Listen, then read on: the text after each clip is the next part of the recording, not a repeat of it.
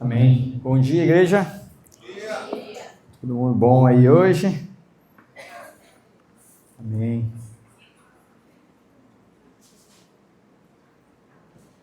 É muito bom ver a nossa igreja cheia, né? O pastor Luiz está viajando, conforme a pastora já falou, mas nós estamos aqui, né? E ontem, antes de começar, a gente teve a comemoração do Dia das Crianças, né? Do projeto social, e muitos daqui estavam lá como voluntários, né, servindo cachorro-quente, refrigerante. Os meninos aqui da comunicação estavam lá, então gostaria muito de agradecer a todos que estão aqui, os voluntários. A gente ficou muito honrado com a presença de todos e poderia pedir para muitos ficarem em pé aqui, mas que vocês possam receber aí o nosso agradecimento em especial, né? Sozinho a gente não consegue nada, mas juntos nós vamos mais longe, né? A gente sozinho vai mais rápido, mas junto a gente vai mais longe. E a gente quer ir sempre mais longe. E sem mais delongas, né, para a gente começar, quem viu o card aqui, eu não sei se o card pode ser colocado aí de novo, né? E é um card bem desafiador, é uma palavra que a gente tem para ministrar nessa manhã, que chama pacificadores. Vamos ver se sai aí, ó. Mediando conflitos. E esqueceu aí? E é uma palavra assim que vem falando demais comigo, e é um desafio para todos nós, tá? Já vou dizer de antemão que é um desafio.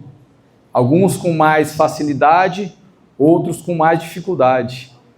E como essa palavra vem ministrando com a gente, né? Quando a gente vai trazer a palavra, não é simplesmente chegar aqui na frente, não. Essa palavra vem trabalhando com a gente desde a semana. E é difícil, olha, não é fácil. Eu, com um gênio de Pedro, que quer cortar a orelha, imagina, como é que você é um pacificador, né? Quantos Pedro tem aqui dentro?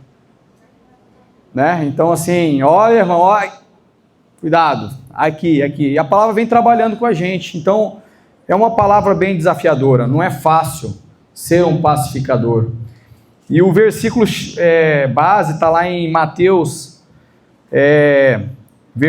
capítulo 5, versículo 9, né, onde fala das bem-aventuranças, né?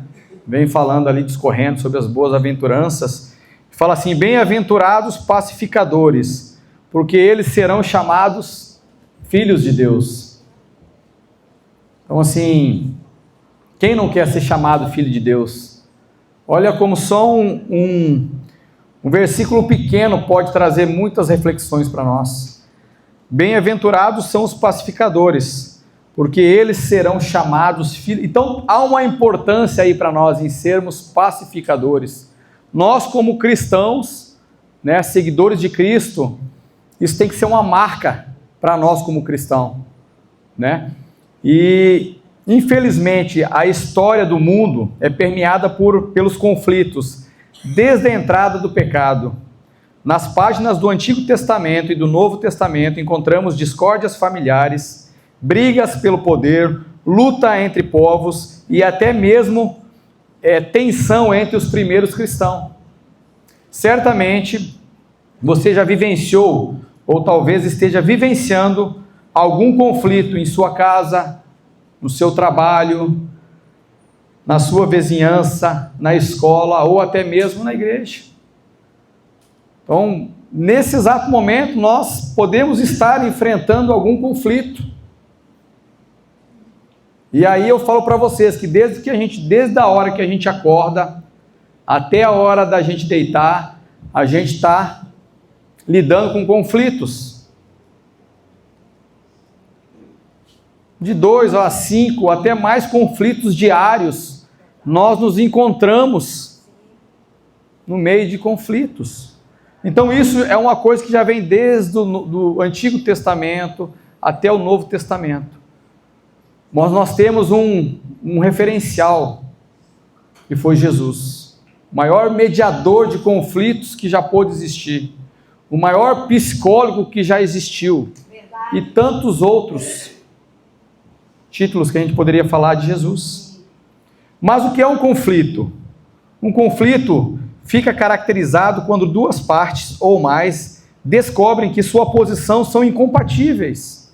Se um lado, um alcançar o seu objetivo, bloqueia os objetivos da outra parte.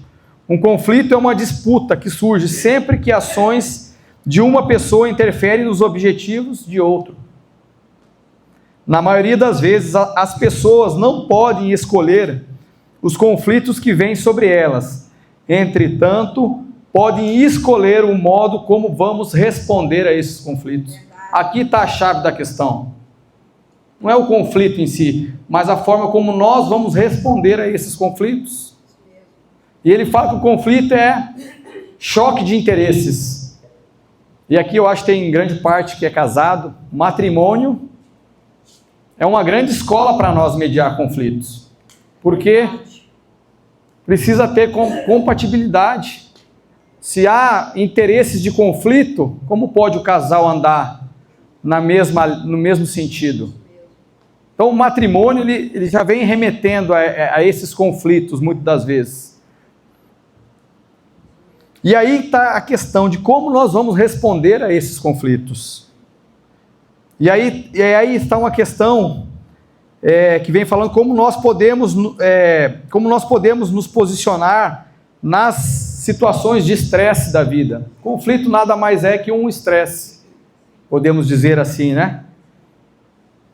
E não é algo fácil de como nós vamos responder a esses conflitos. É algo que a gente tem que buscar uma direção do Senhor.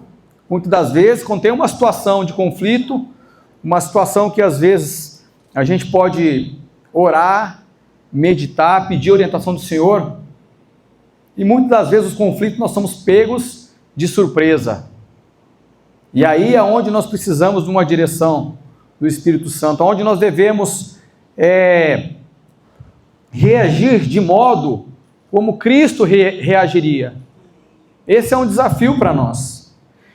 Inicialmente eu quero tratar aqui dois tipos de conflitos que a gente pode observar a serem resolvidos, onde o primeiro conflito vai impactar diretamente no segundo. Eu falei de dois conflitos. O primeiro vai impactar diretamente no segundo conflito. Como é isso? O primeiro conflito diz a respeito de nós mesmos. A nossa identidade de filho de Deus. Já o segundo conflito está ligado às nossas ações no mundo. Como é isso? Como que é esse primeiro conflito aqui que está ligado a mim? O primeiro conflito é o conflito interno, que nós temos, todos nós temos, como pessoas, todos nós temos esses conflitos, algumas crises de identidade,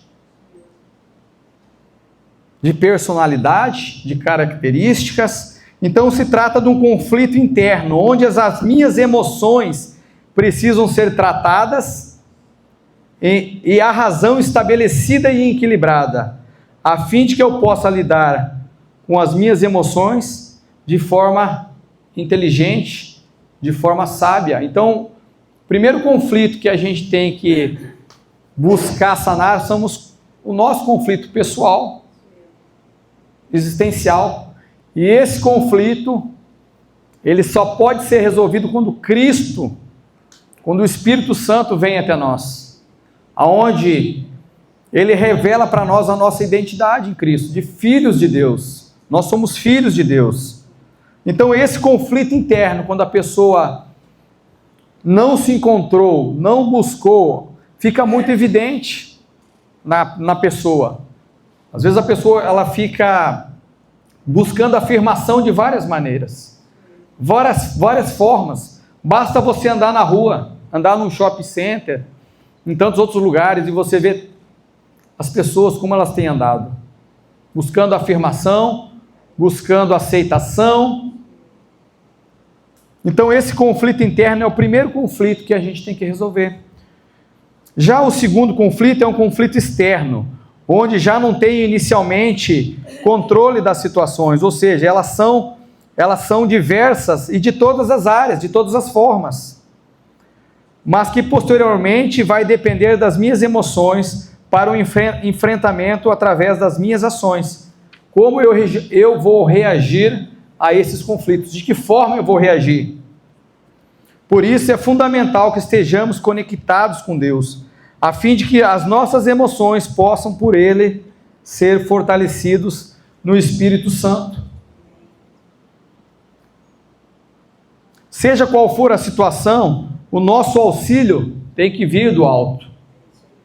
Precisa vir de Deus. É só Ele que nos capacita, irmãos, para nós sermos um pacificador dentro da nossa casa, com a nossa esposa, com os nossos filhos, com os nossos irmãos, com os nossos amigos de trabalho, com os nossos amigos em todas as áreas da nossa vida. Nós precisamos pensar e agir como pacificador. Para trabalhar um conflito de maneira construtiva, é necessário separar sentimentos de ações. Uma reação destrutiva causa um conflito destrutivo. Uma reação positiva resulta em um conflito construtivo e algo que pode ser aprendido com isso. Mas como que um conflito pode ser construtivo? Nós somos amadurecidos com os conflitos, nós somos moldados com os conflitos, nós nos tornamos mais a semelhança do Senhor sendo expostos aos conflitos, e importa que seja assim. O Lucas falou assim, é bom ficar tranquilo, cuidado, porque quando antigamente, nos primórdios, quando o inimigo queria atacar o exército contrário, eles atacavam de madrugada, quando estava todo mundo dormindo. Nós podemos dormir? Se você dormir, meu irmão, o inimigo vem e saqueia a sua casa. E você nem vê. Então nós precisamos estar vigilantes e aprender que nós temos duas formas de lidar com os conflitos. Uma forma construtiva e a outra destrutiva. Quando nós não separamos muitas das vezes as nossas emoções das nossas razões. É importante saber que a reação de uma pessoa diante de um conflito está diretamente relacionado com suas experiências de conflitos anteriores. A trajetória de vida de uma pessoa é marcada por inúmeras experiências de conflito. O grau de impacto dos conflitos sobre sua vida depende das consequências que elas trazem sobre ela e como ela absorve os seus resultados. Ou seja, quando a pessoa guarda traumas anteriores, torna-se um desafio a ser superado mais difícil. Então, por isso que alguns encaram um conflito de uma forma e outra de outras, né? Nem todos nós reagimos da mesma forma a determinados conflitos, né? Há aqueles que têm facilidade, né?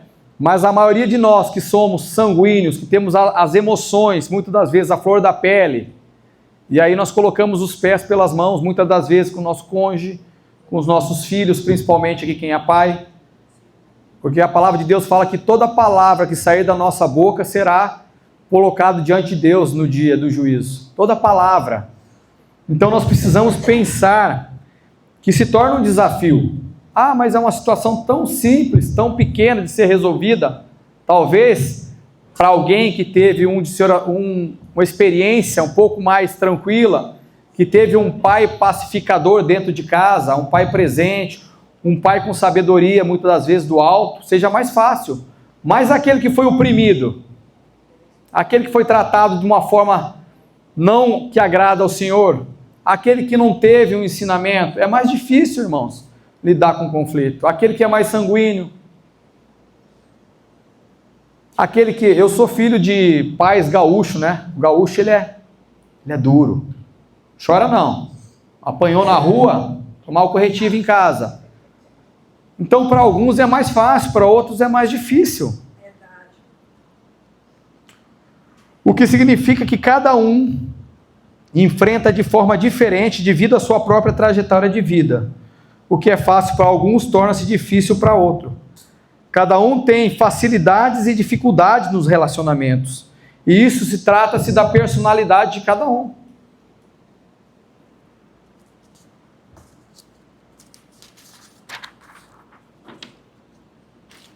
Em todo conflito, cada parte envolvida, isso aqui é interessante, tem uma porção de verdade. Para desenvolver um diálogo com respeito, as duas posições devem ser consideradas, por mais diferentes que sejam. E aí eu falo assim, ninguém quer abrir mão de nada, né? Não, mas eu estou certo. Não, ele está errado. Ela está errada. Não, mas foi ela. Não, todas as posições devem ser consideradas. Mesmo que para isso, mesmo que sejam diferentes, né, as posições sejam diferentes. É muito fácil quando uma pessoa está envolvida não conseguir enxergar o lado do outro. Isso possibilita trabalhar o conflito visando uma solução construtiva para as partes envolvidas. Quando a gente enxerga o lado do outro, é uma parte construtiva. O conflito também é uma atividade mútua. E cada escolha que uma pessoa faz afeta o outro. É preciso estar disposto a ceder em algum momento. É assim que nós seremos pacificadores. É assim que nós entraremos num conflito de forma construtiva. Alguém precisa ceder para que o outro ceda. E eu vou te dar um exemplo. Quando você está numa posição dura, a tendência é que a pessoa se torne mais dura ainda que você. Quando você vem numa posição de mansidão, onde a pessoa não espera, essa posição constrange a outra pessoa. Porque você se coloca numa posição de ceder, de abrir mão, uma posição pacificadora. Ah não, o cara me atirou pedra. O que Jesus falou? Se derem um tapa na tua face direita, dá também esquerda. Meu irmão, isso é ser pacificador. É profundo isso. Se te pedirem a capa, dá a túnica. Se te obrigarem a andar uma légua, anda mais 10. Isso é ser pacificador. É fácil? Para mim é extremamente difícil. Deus tem tratado o meu ego, o meu orgulho. Tem que abrir mão do orgulho, irmão. Deus vai tratando, né? Você vai pregar de conflito, mas você está entrando nu aí, ó, e não está sendo pacificador. Não é isso que eu quero te ensinar. E eu falo assim, é verdade, Senhor. E aí quando fala lá que a gente tem que contar até 10, até 100, é nessa hora. Porque a minha vontade é desganar. Não, esse menino... Aí você... Não é assim não. A Ana Luiz falou, você vai pregar sobre... vai pregar sobre conflito e ser um pacificador, mas está entrando num conflito agora igual um menino. Igual um menino, não. Nós somos a parte madura, nós temos que ser a parte madura do conflito. Como que eu vou discutir com um menino de 13 anos, muitas das vezes, e querer entrar naquele conflito e achar que o menino vai achar que ele não vai perder nunca num conflito. Mas nós somos a parte madura do conflito. Nós temos que saber que ele vai amadurecer ainda, vai crescer. Não adianta eu querer botar a goela abaixo. Isso está errado, isso é certo, ó. A gente mostra o caminho, mas em colocar goela abaixo não vai dar certo.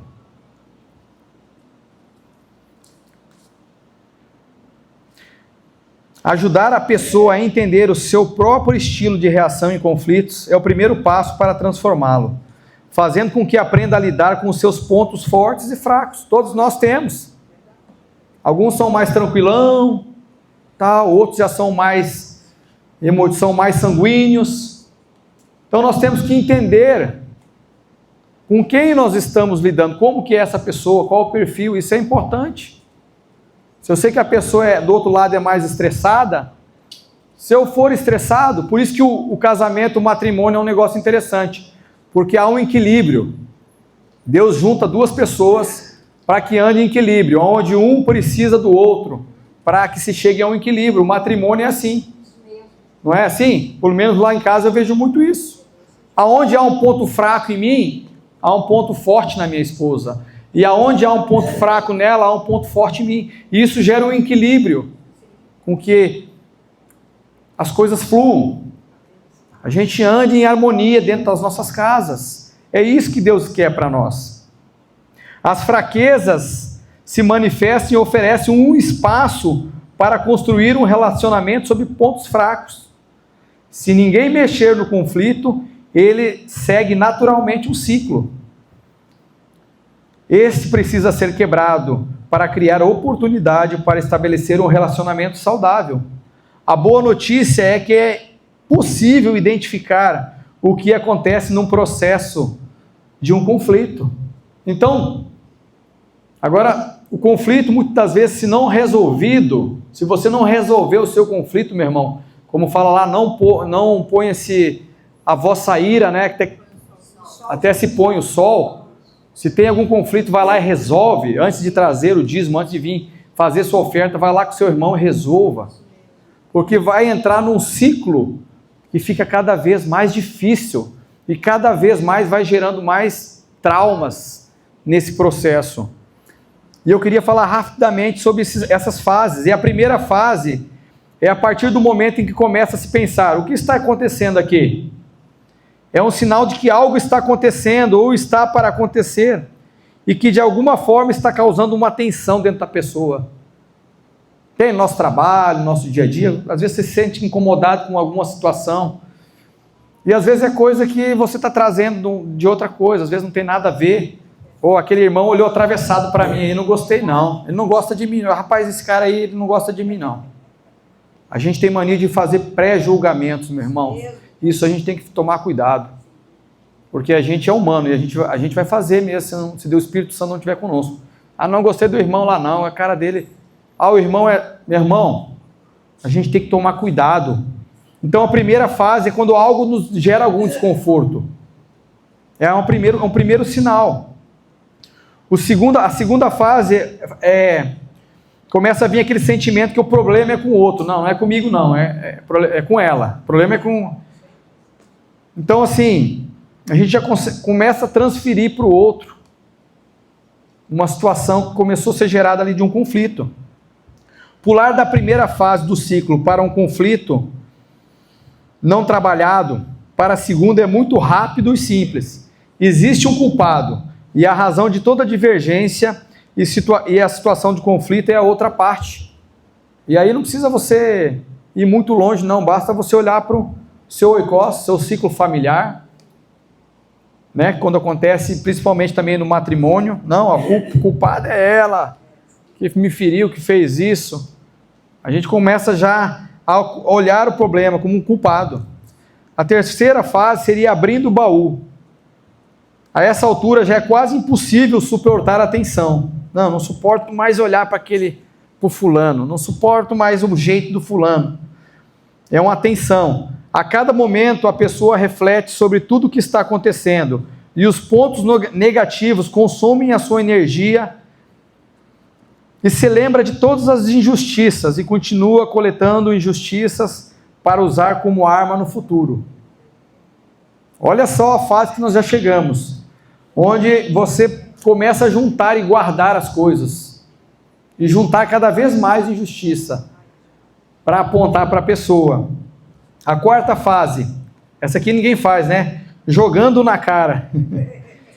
Nessa fase o foco está em condenar a outra pessoa ainda mais e não buscar esclarecer o que realmente está acontecendo. O baú fica tão cheio que transborda. Então a gente fica nessa fase já jogando na cara do outro. Então a gente já fica com tanta coisa guardada dentro de nós que se torna difícil querer resolver um conflito. E aí quando eu falo conflito, nas diversas áreas da nossa vida pode ser colocada essa reflexão. E a quinta fase, que é uma das piores, né? A gente vê muito isso em relacionamento, no matrimônio, né? Que é colocando panos quentes. Como seria isso? Essa fase é muito perigosa, pois é uma falsa resolução, aonde um vira para um lado na cama, o outro vira para o outro, aonde começam a falar só o necessário, começam a se evitar. Não é assim nos relacionamentos? Não quero mais conversar com aquele cara lá não, porque tem uma coisa que ficou mal resolvida, meu irmão. Nós precisamos refletir sobre isso nos nossos relacionamentos. Então, Há uma falsa sensação de resolução do conflito, visto que o problema não é trabalhado. Quando se coloca panos quentes sobre o conflito, a consequência imediata é que as pessoas se separam e os relacionamentos se tornam frios e distantes, se é que dá para chamar de relacionamentos. Misericórdia quando isso acontece dentro de uma casa. As pessoas se tornam frios e se distanciam uma das outras. Afinal, nós temos um outro problema.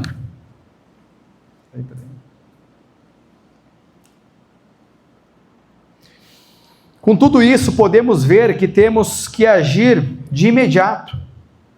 Nós temos que agir de imediato num conflito, seja familiar, seja um conflito de negócios. Precisamos agir de imediato e devemos fazer com todas as nossas forças, mas sempre em amor, que é muito difícil se deixarmos para as últimas fases, ou aos 45 minutos. Se nós deixarmos chegar nessa última fase dos panos quentes, há um rastro grande de feridas, de mágoas, de desilusões. Então nós precisamos intervir em amor o quanto antes. Então, como podemos dialogar com as nossas emoções diante de tantos conflitos? As emoções, elas fazem parte da vida, especialmente quando a pessoa está envolvida em conflito. Não tem como eliminar as emoções. Por isso que eu falo que nós temos que ter esse caráter pacificador. Nós temos 2 ouvidos e uma boca. Nós temos que escutar primeiro, antes de falar, antes de querer julgar, em colocar o nosso ponto de vista. Muitas vezes nós nem escutamos e já estamos dando uma opinião, ou já estamos passando na frente da outra pessoa. Quando a gente escuta uma pessoa num conflito, é sinal de respeito. Você escuta, deixa ele falar, bota para fora aí, meu irmão, o que você tem que falar de mim aí? Deixa. Parou? Depois você vai colocar o seu ponto de vista. Então nós precisamos tomar cuidado com essas emoções. E a raiva provavelmente é o sentimento presente na maioria dos conflitos, né? A gente fica com raiva no primeiro momento. Vem aquela raiva, é humano essa raiva. É humano. Então a raiva, ela é um sentimento que está presente. A raiva provavelmente, ele está presente na maioria dos conflitos. Entretanto, quando as emoções dominam, deixando a razão em segundo plano, torna-se praticamente impossível querer ouvir o outro, né? Quando as emoções estão à flor da pele, você não consegue ouvir o outro. A pessoa é tomada de uma ira ou de uma raiva que muitas das vezes ela não consegue nem escutar o que o outro tem para falar. Um fator que pode contribuir nesse exercício é entender que a pessoa deve assumir a responsabilidade pela maneira como expressa suas emoções e atitudes. Então, por isso, muitas das vezes, quando nós tomamos uma atitude precipitada, nós colocamos os pés pela mão, nós temos que ir lá assim, meu irmão, me perdoa, porque eu fiz errado. E eu já tenho sido trabalhado muitas vezes, da forma impulsiva, a gente vai lá, joga uma palavra e depois você vem o Espírito Santo vem, meu irmão, está errado, vai lá e conserta. E aí a gente tem que se humilhar diante da pessoa lá, ter uma postura de humildade e pedir perdão, porque a gente age muitas das vezes de forma impulsiva. Então nós somos responsáveis pela forma com que a gente trata as nossas emoções e atitudes. Aqui vale lembrar do perdão. Mesmo que o outro não queira liberar perdão, nós fazemos a nossa parte e pedimos perdão. É fácil? Você lá, o cara vai e te fere e você lá pedir perdão, meu irmão, faz sua parte. Meu irmão, vim aqui pedir perdão para você. Aí a pessoa fala, me perdoa pelaquela situação e tal. Às vezes, se ele não liberar perdão, você fez sua parte. Você está liberado. Então, nós temos que lembrar do perdão a todo momento. Vai lá, pede perdão. Fazer a nossa parte. A palavra fala que se você tem que trazer a sua oferta antigamente, né, vai lá, conserta com o teu irmão, pede perdão, seja com o pai, não sei. E aí vem e traz a sua oferta. Afinal, a raiva não é uma doença, é resultado de uma causa, mas é um processo, uma maneira de comunicar. Não é por acaso que Salomão, em sua sabedoria, nos exorta: não te apresses em irar-se, porque a ira se abriga no íntimo dos insensatos. Então Salomão já tinha falado isso. Não te apresses em irar-te, porque há insensatez aí nessa pressa. Em Efésios 4, 26 diz assim: irai-vos e não pecais, e não se põe o sol sobre a vossa ira.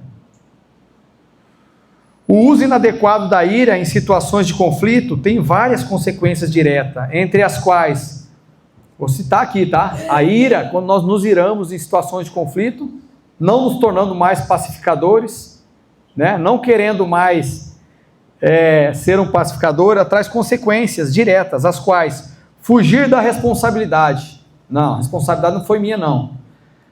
A culpa foi do outro. Culpar os outros. Essa é a primeira coisa, quando nós estamos irados, né? Você culpa o outro, você joga a carga sobre o outro. Muitas vezes o erro está em nós. Mas nós iramos, estamos irados, e isso é fugir da responsabilidade. Segundo, expressar impaciência. Pressionar. Você quer pressionar, você não deixa nem a pessoa expor o ponto de vista dela. Praticar transferência, achar um bode expiatório. Culpar um terceiro. Não, mas a culpa foi do menino, foi desse menino. A culpa foi do fulano, que nós queremos achar um bode expiatório. Descarregar a tensão. Desabafar, muitas vezes a gente bota para fora. E aí onde eu falo que você vai ter que depois pedir perdão, porque você jogou para fora um monte de coisa que não precisava. Às vezes você descarregou num outro que não tem nada a ver. Quantos de nós passamos por uma dificuldade em casa ou fora, não sei, e encontramos uma situação para descarregar tudo aquilo, aquela raiva que ficou presa, não é assim? Às vezes, se o cara não tem nada a ver, você vai lá e descarrega tudo aquilo, e aí depois você tem que voltar lá e pedir perdão. A pessoa nem sabe porque está recebendo muitas vezes aquilo. Então, descarregar a atenção, evitar intimidade, distanciar-se. Falei aqui, né, do relacionamento, né, do matrimônio, né, que vai se esfriando, vai gerando o afastamento, a ponto de não ter mais relacionamento. Então, a pessoa evita intimidade, distancia-se. Liberar a sobrecarga, explodir, eu já falei aqui. Tentar intimidar, manipular, também acontece. Expressar indignação, julgar. Provocar temor, impelir. Então, esse aqui são alguns conflitos que muitas das vezes é gerado quando a gente está tomado de ira. Nós usamos alguma dessas características aqui para poder descarregar a ira. É necessário fazer com que a pessoa entenda que ela não pode controlar e mudar as outras pessoas. Nós não podemos mudar as outras pessoas, nós não temos esse poder. Deus tem. Deus me mudou, vem mudando e mudou muitos de nós. No entanto, podemos modificar a sua maneira de agir em situações de conflito. É possível ajudar a outra pessoa a transformar a raiva em uma ação produtiva, incentivando a falar quando a questão é importante para ela, não falar quando estiver de cabeça quente, mas procurar muitas das vezes outra hora para conversar, reservar um tempo para refletir sobre o problema, para clarear a posição. Muitas das vezes a gente tem que dar um pause, pedir um tempo, esfriar a cabeça e depois voltar para conversar. Porque se nós fizermos de cabeça quente, não vai dar certo. Não seremos pacificadores. Com certeza, nós estaremos ali tomados de uma raiva, de uma ira, de uma justiça própria, a qual Deus fala que a justiça própria do homem é como trapo de imundícia.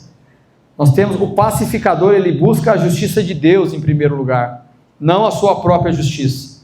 Se nós estivermos buscando a nossa própria justiça, está errado.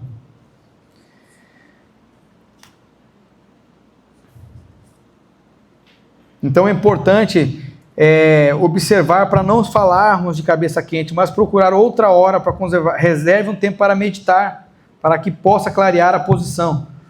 E aí a gente tem um outro fator que envolve o conflito, que seria a negociação, né? Nós estamos o tempo todo negociando. O ser humano, a negociação faz parte da nossa vida. Somos negociadores natos, né? Para tudo que a gente for fazer, há uma negociação. A negociação é um caminho que cria alternativas para resolver conflitos. Lidar com conflitos tem tudo a ver com negociação. Os advogados que falem, né? São os negociadores aí, né? Portanto, o resultado final está relacionado em parte com a habilidade que cada pessoa tem para negociar. Meu irmão, se você não tem sabedoria, peça a Deus, Ele dá a todos a quem pede. Eu preciso de muita sabedoria nessa área de conflitos, muito, todos nós precisamos. Nós temos que pedir para Deus sabedoria. Senhor, me dá sabedoria de como eu vou instruir aqui um conflito com meu filho, um conflito de alguma coisa que você está sendo lesado. Então nós somos negociadores, nós temos que pedir a Deus habilidade para poder negociar. Em um conflito, a interdependência é constituída de dois elementos, presta atenção agora aí, quem está dormindo acorda, brincadeira. Cooperação e competição. Cooperação e competição, essas duas palavras estão inseridas nos conflitos, ou de um lado ou de outro. Negociação, cooperação ou competição. O cristão tem que cooperar. O cristão tem que ser cooperar. A nossa parte é cooperar. Deixa a competição de fora. O cristão tem que cooperar. O mundo quer o quê? Competição extrema. O mundo quer competição extrema o tempo todo. O mundo quer tirar vantagem, o mundo quer ganhar, o mundo quer... É o jeitinho brasileiro. Meu irmão, cuidado, cuidado. Mas o mundo ali fora, ele quer ganhar de qualquer jeito, não quer perder. O cara não quer perder um centavo. Relacionamentos são quebrados por causa de pouca coisa. E ó, por causa de pouca coisa. Então, nós temos de um lado a cooperação, do outro lado a competição extrema. Marido contra esposa. Não tem aí fora aí? Filhos contra filhos, e toda desordem possível de competição no mundo aí fora. A competição tende para o resultado de que uma pessoa ganha, o outro perde. Opa, vou tirar vantagem aqui, ó. Passar a perna aqui, ó. Então a competição, um ganha, o outro perde. A cooperação, no entanto, tende para o resultado em que as partes envolvidas no conflito saem como vencedores. Isso é a melhor coisa que tem, irmão. Isso é libertador, é livre, você fica leve. Quando você entra num conflito, que você se torna um pacificador, onde outra pessoa sai falando assim, não, eu fui satisfeito, eu estou saindo satisfeito. Então ambos na cooperação saem vencedores. Marido e mulher saem vencedores, os dois estão andando para o mesmo caminho.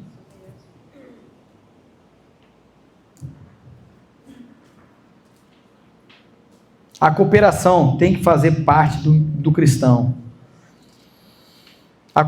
A competição tende para o resultado que um ganha e outro perde. O outro que ambos saem... Veja a diferença de uma parte para outra. Isso faz toda a diferença em nossas vidas. Da competição e da cooperação. Existem algumas características que podem ajudar a identificar qual é o fator motivador em uma negociação ou em uma situação de conflito. Quando uma pessoa envolvida tem como único fator motivador a competição, a negociação é controlada unicamente por uma posição que a pessoa defende para sair ganhando. Não, eu tenho que ganhar de todo custo. Eu tenho que sair com a última palavra. Eu tenho que sair com a razão. Eu estou certo. É ganhar. Não é preciso pensar muito para concluir que, neste caso, uma pessoa sai ganhando e a outra perdendo. Mas aí eu te pergunto, como ficará o relacionamento? Não, eu ganhei. O que sai perdendo, como que ele sai no relacionamento? Meu irmão, ele sai destruído. Ele sai machucado. Então, na verdade, se a gente for pensar, ninguém ganhou nada, né? Como que ele sai nesse relacionamento? Nessa perspectiva, provavelmente, os dois sairão perdendo, porque o relacionamento ficará comprometido. Mesmo que um lado saia vencedor, o perdedor, por via de regra, irá se afastar. Isso no matrimônio é destruidor. Afasta um do outro e os filhos ficam sem referência. Quando o fator é motivador, quando o fator motivador é a colaboração, os objetivos das partes envolvidas é chegar em um acordo que seja bom para todos, melhor para nós. A negociação é feita visando satisfazer a necessidade das partes envolvidas. Assume-se que existem interesses diferentes, todavia é possível encontrar interesses comuns para solucionar um conflito. A interdependência é reconhecida e valorizada, ou seja, deve-se priorizar que as partes trabalhem com interesses que têm em comum. Nesse contexto, a comunicação terá características próprias. As pessoas são transparentes e autênticas quando expressam as suas ideias. As pessoas estão dispostas a considerar as diferenças e fazer adaptações. Essa maneira de negociar permite que as partes envolvidas considerem alterar as suas posições em respostas e consideração a outra parte. É evidente que agindo assim, os relacionamentos serão fortalecidos, pois quando a ideia da colaboração prevalece, existe a possibilidade de relacionamentos serem mantidos e restaurados, e também de se tornarem mais sólidos. Existem 4 elementos básicos para uma negociação motivada pela colaboração.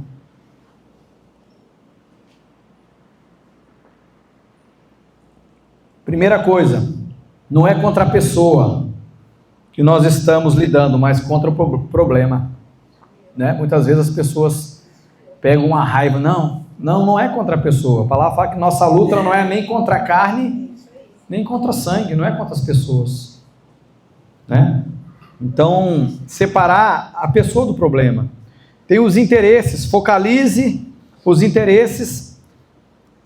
no interesse, não na posição. Mas eu que ganho mais, então eu que decido aqui na minha casa, eu que mando. Aí é a posição, né? Não, eu ganho mais, eu resolvo que carro que eu vou comprar, o que nós vamos fazer. Não, isso aí é pela posição, está falando que não. Opções, crie o maior número possível de possibilidades antes de qualquer decisão. Não toma decisão logo no primeiro debate do conflito, na primeira fase. Não toma decisão, não. Cria possibilidades, ofereça opções. Critérios, insista em que a resolução seja baseada em um padrão objetivo, num padrão ético, num padrão da família, num padrão da Bíblia. Não é uma questão de vitória para um lado e derrota para o outro. Por isso, é tão importante separar o problema das pessoas. Agindo assim, é possível ser duro com o problema em foco, porém amável com a pessoa. Irmão, isso é difícil demais. Você ser duro, não, você faz o contrário, né? Você ataca a pessoa, é dura com a pessoa, e muitas das vezes o problema é a parte menor do conflito. Então, presta atenção, que é possível ser duro com o problema, mas amável com a pessoa.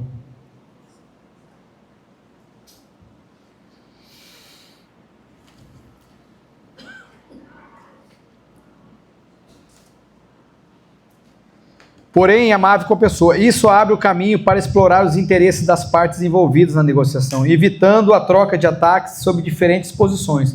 Nesse processo, é possível desenvolver opções múltiplas para posteriormente escolher a melhor entre elas, tendo como critérios objetivos.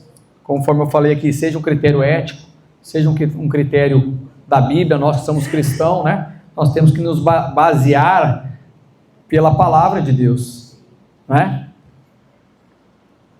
No momento da construção do acordo ou da resolução de conflitos em uma negociação, é de suma importância.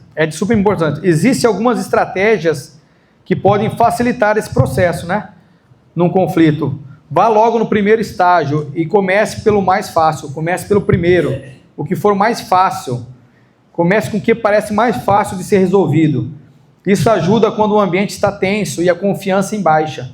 Muitas vezes o sucesso de um acordo em pequenos itens abre espaço para trabalhar as questões mais difíceis. É aquilo que eu falei, quando eu começo a ceder de um lado, imediatamente a outra pessoa vai lá e cede mais que você. E vai cedendo e o conflito é resolvido. É assim que acontece. Agora, se nós vamos com pedra na mão, né, a tendência da outra pessoa é se fechar também. Então comece logo com o mais fácil. Princípios comuns em primeiro. As partes devem abordar critérios básicos que servirão como base de acordo, construindo sobre blocos. Problemas devem ser tratados numa sequência lógica, começando pelas questões que vão servir de base para todas as outras. Fica fácil quando a gente já trata logo no início. Não deixa o problema criar uma extensão grande para querer resolver lá na última fase, que já não tem mais relacionamento. Muitas das vezes casamentos já não há mais diálogo e é muito difícil reverter o processo, porque o casamento já não tem mais relacionamento, há muito tempo já houve um afastamento. Assim também de pais com filhos. Então a gente tem que construir em blocos. A escala do amor serve para medir o relacionamento com outras pessoas. A escala do amor é um exercício de autoavaliação, uma ferramenta que testa a prontidão da pessoa em empenhar-se no relacionamento e colaborar com uma negociação. Mesmo com toda a habilidade e domínio de princípios de negociação, o que realmente fará a diferença será o amor de Deus fluindo por intermédio do Espírito Santo em nós. É a única maneira, nós, irmãos, de nós nos tornarmos pacificadores, é com a ajuda de Deus e do Espírito Santo. A nossa carne, ela é de Pedro, né? Que é lá logo cortar a orelha do soldado, né? Né, Gaúcho? Pega, Gaúcho! A nossa humanidade, ela nos remete para isso. Nós só vamos conseguir ser pacificadores com o amor e a ajuda de Deus, por intermédio do Espírito Santo fluindo em nós, que contribui assim para a restauração e construção de um relacionamento saudável. Se afirmarmos que a negociação é o caminho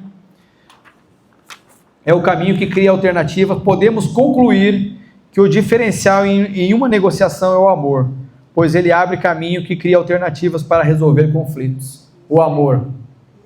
Ainda que eu fale a língua dos anjos, ainda que eu faça obra, distribua, se não tiver amor,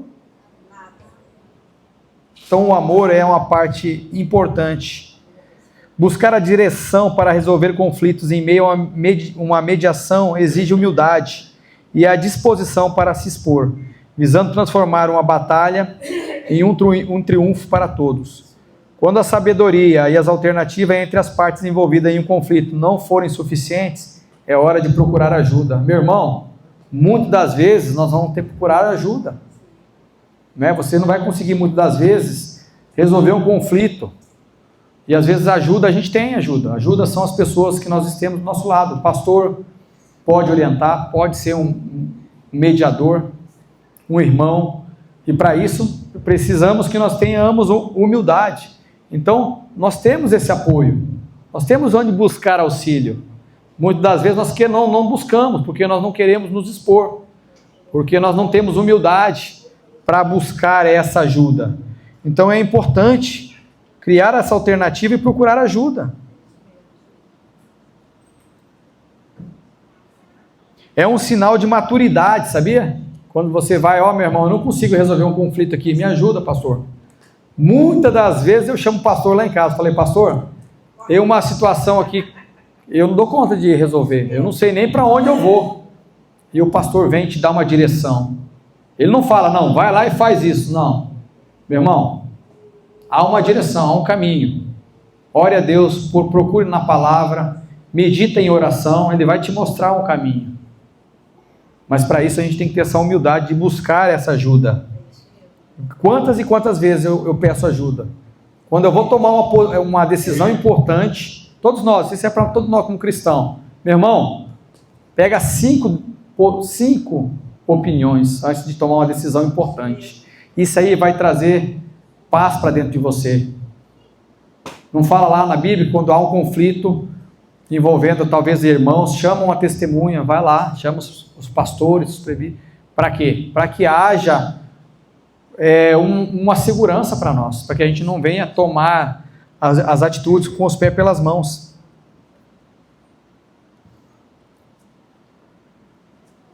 Então, isso mostra maturidade. Decidir participar de um processo de mediação implica concordar na procura de uma opção pacífica para resolver conflito. Deixa eu te falar uma coisa. Alguém vai procurar você para uma opinião, para você ser um pacificador. E aí, qual que é a sua atitude? Não. Vai lá, faz assim. Pega ele lá. Vocês vão ser procurados. Vocês vão ter que se exercitar. O que está falando ali de ser um pacificador é vocês. Somos nós. Alguém vai procurar, um parente, alguém que você tem um referencial para alguém, essa pessoa vai atrás de você. Se você é referencial de alguma coisa, a pessoa vai atrás de você. Ela vai pegar uma opinião, ela vai pedir um conselho, ela vai pedir uma orientação. E aí, qual orientação você vai dar?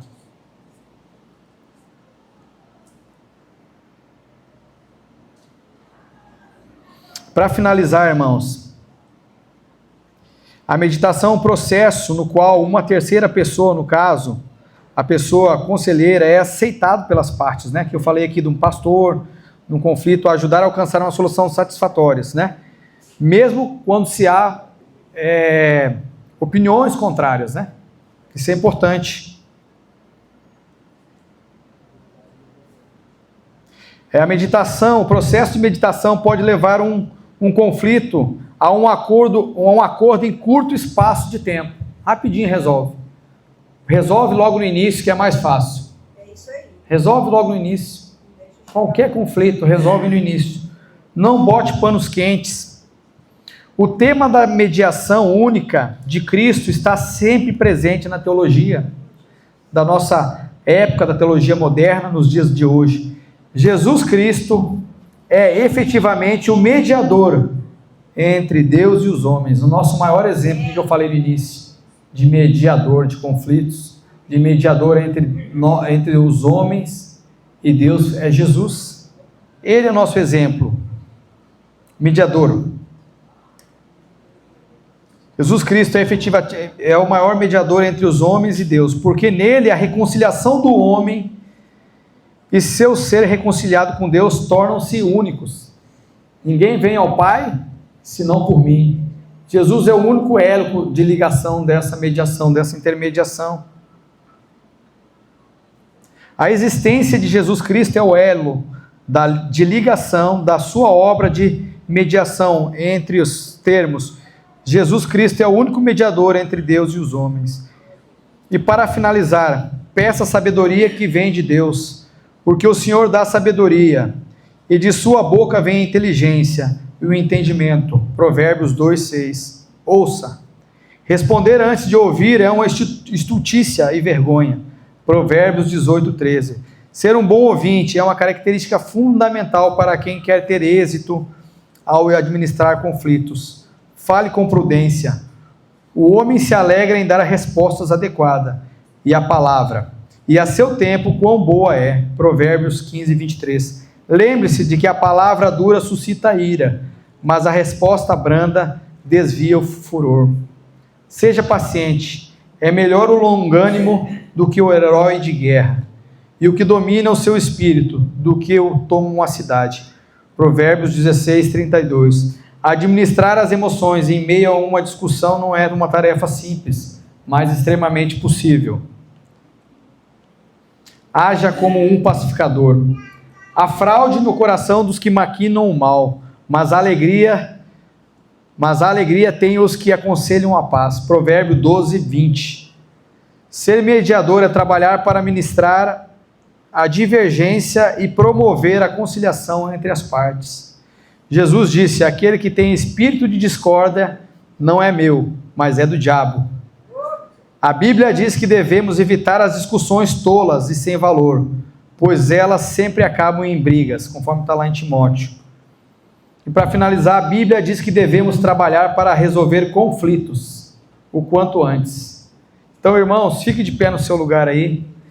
que Deus possa ministrar no nosso coração para que a gente venha ser esse mediador de conflitos, ao qual Jesus fala que nós seremos filhos de Deus. Bem-aventurado os pacificadores, porque eles herdarão, porque eles serão chamados filhos de Deus. Irmãos, nós desejamos ansiar para ser esse pacificador que Deus espera de nós.